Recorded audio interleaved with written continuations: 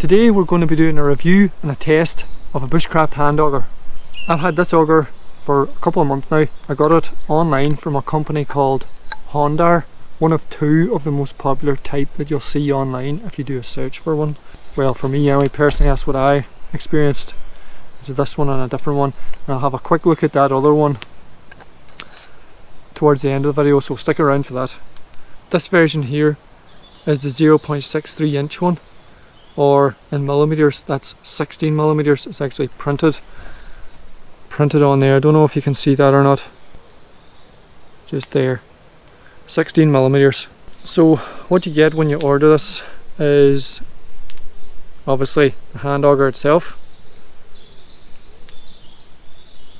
and it also comes with a wee stick for putting through the eye, and that's what you use to turn it. This version here, this type of hand auger is it's called a single twist. So it just has that one twist. It goes continuously the whole way around and up. The other versions have multiple twists. The other one I have has 4 twists. That's one of the more common ones you'll see also. The parts of a hand auger are your guide screw, your lip here, which is the cutting, the piece that cuts and lifts out the material, and the spur. The spur is used, that also has to be quite sharp. It's used to cut the hole around cut the line around the perimeter of the hole that you're boring. It's important that this works well because it stops any splintering and gives you a nice smooth edge inside your borehole. This doesn't come with a case or anything else. What I done is I cut a small piece of wood, roughly that there diameter, about an inch, maybe half an inch wide, and then just that'll protect the end of your hand auger, keep everything nice and sharp, stop it getting damaged in your pack. The price, when once postage and everything was added on for me, it came in around €30. Overall, it's quite strong, sturdy, it's solid. The welding here is not particularly neat or tidy or anything, but it's strong, and so far it hasn't let me down, and that's really the main thing. It doesn't matter how good these things look. What matters is how well they perform, how well they do their job that you want them to do, which is to bore a hole in a piece of wood.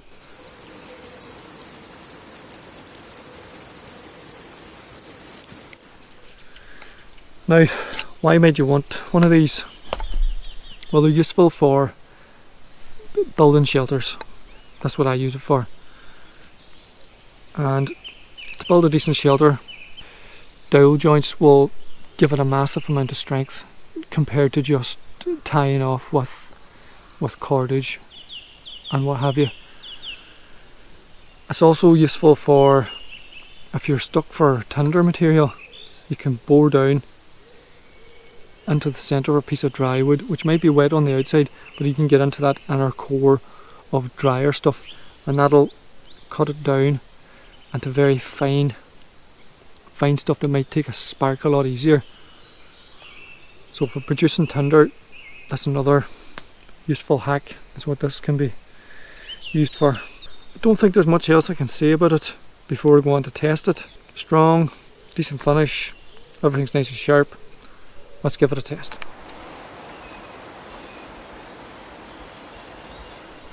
So we'll choose a nice piece here, free of any nuts or obstructions that might hinder the drill getting through. You're not always going to have that luxury when you're building shelters and you're putting joints in places, but for the purpose of this test we'll just keep it as simple as possible. We'll get started. First thing is you just give it a wee push to get that guide screw started, and generally I don't put the stick in. Start a few twists. Once it's in a bit, you shouldn't have to have any downward force on this at all.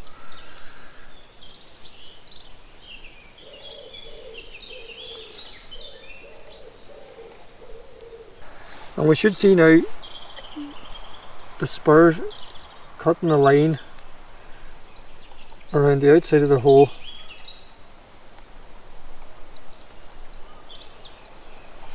At this point, once it's in,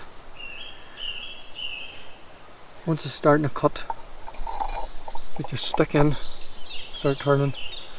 Now to test this, I'm not going to apply any downward pressure on this at all. I'm just going to see if the guide screw is going to pull it down on itself, and that's what I want. So far, so good. It's doing exactly that. And you can see there what I was talking about. That's the material getting lifted out. This will make a very good tinder material if you've no other way of getting dry wood. Every so often you can clean that off.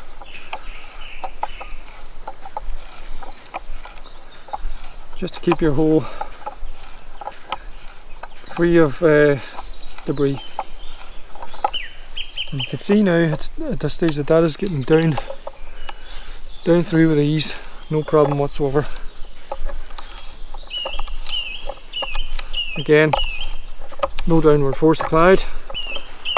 You can see there now we're nearly down to the top of the screw part of the drill itself, of the auger. Now it's getting quite tight to turn this now. The deeper in you go. So that's starting to protrude out the bottom now. Try and turn that to your face. Turn this so you can see. It's just there. Okay. Generally, what you would do at this stage is take the auger out and put it on the other side and start cutting through. Just with that hole where the guide screw is peeked out, you would get your hand auger and put it onto that, start it in that hole and cut through, and it gives you a cleaner cut at the bottom. It'll pull up back and forth, and that'll pull up any of the excess. So that's it through there, if you can see that.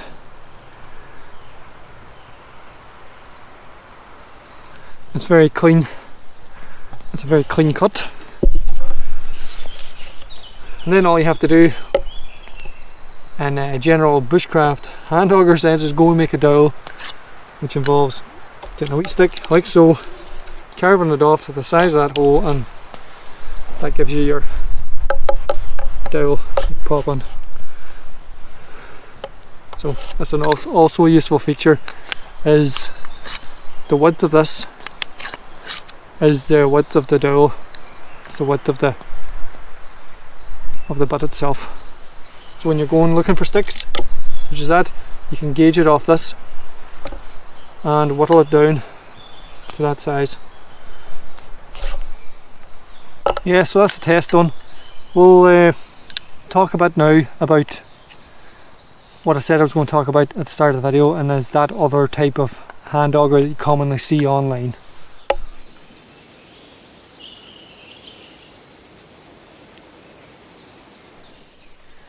The other type of hand auger that I was talking about is this. I can almost guarantee, if you've been looking about buying a hand auger and you've been searching online, you're going to recognise this immediately. Comes in a case, a very nice leather case, I will say. It's very different looking to the other one.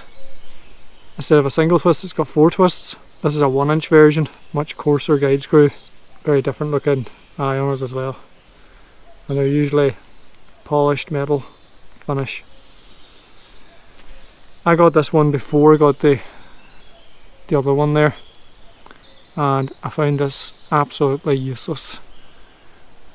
The spurs are totally different on it that cut the wood. The lips are almost at a vertical angle and there's no sort of a blade really on it. I just found it hopeless altogether for boring into wood. The only way you can do it is with a massive amount of downward force, and that's all good and dandy if you've a log lying on the ground and you're able to push down into it. But if you're building a shelter and your logs are already in on the ground and you're having to push against them, you're loosening them, you're compromising the integrity, the structural integrity of the whole thing. Not to mention, if you have to put a dowel joint or a hole in a very awkward spot where you're down in and you can't get that pressure, then this is absolutely useless. So this one, I don't want to name all the different companies that produce these, but I got this on a company called Saker Tool, and going on this one's performance, I would not recommend it at all. What you want is for these things to bore a hole into wood as easy as possible, and this doesn't do that, so it gets a massive thumbs down from me. If you're going to buy a hand auger, get this type. There's a lot of different companies, again, loads of different companies selling this type of hand auger, the single twist style. Whether they're all made in the same place and different companies or brands are selling them on themselves, I don't know, but this one has been good. The company I got this, as I said, was HONDER. It was on Amazon and it worked out around €30. I'll pop a link in the description of this video for this hand auger if you're interested. Sorry about all the smoke here today. I had to get a fire on, get a bit of smoke generated because the midges and the mosquitoes were starting to build up now towards the summertime, and they sure do like me and I sure don't like them. So that's why I have a fire on. But it's a nice day here, and that's the main thing.